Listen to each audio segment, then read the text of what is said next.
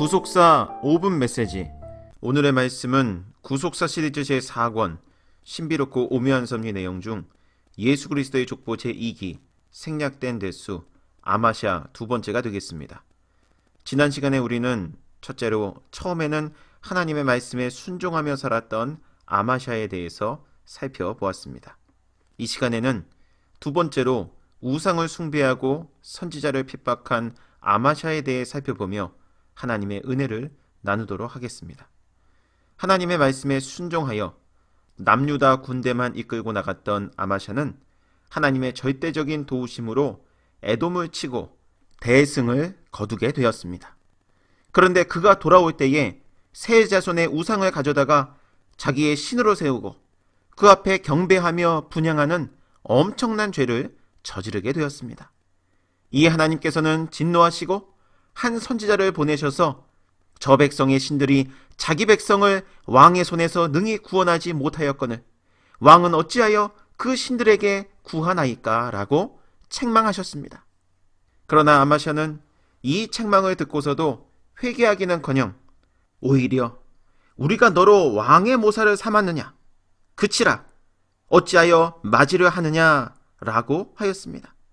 그러자 선지자는 말을 그치면서 마지막으로 왕이 이 일을 행하고 나의 경고를 듣지 아니하니 하나님이 왕을 멸하시기로 결정하신 줄 아노라 라고 담대히 선포하였던 것입니다.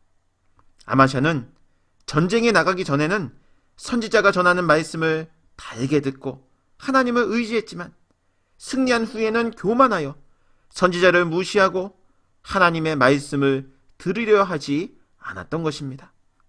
그러자 하나님께서는 아마샤가 에돔 우상을 가져와 섬기는 순간 사마리아로 돌아간 10만 명의 북이스라엘 군대를 다시 남유다로 오게 하여 남유다 성읍들을 엄습하여 국가적으로 엄청난 참상을 당하게 하셨던 것입니다.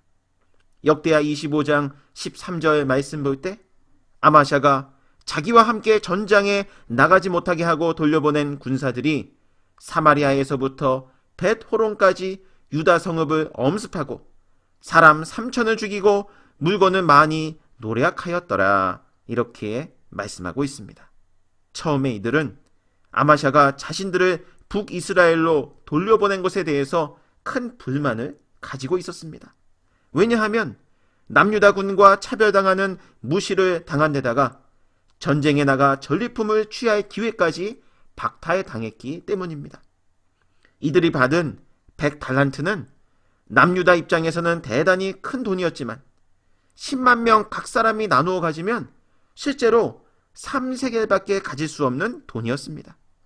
당시 노예 한 사람의 몸값이 30세겔인 것을 감안한다면 목숨을 걸고 출전한 큰 용사들에게 3세겔은 매우 적은 돈이었던 것입니다.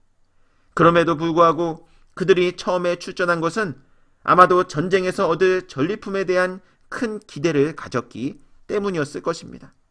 그런데 아마샤가 이들을 북이스라엘로 돌아가라 했으니 분노가 치밀어 올랐던 것입니다.